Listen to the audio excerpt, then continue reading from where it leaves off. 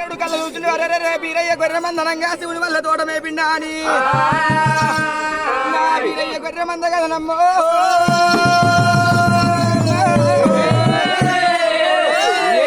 మీద ఒక నెల ఎత్తగలం రాసిండు బీరయ్య గొర్రె మందకు మీద ఒక నెల బతకము పిల్లలు అడిగింపబట్టే పిల్లలాడి బతకము తల్లు అడిగింపబట్టే మంద లోపల సాగుట్టే కాలం వచ్చింది అన్న పోగన్నా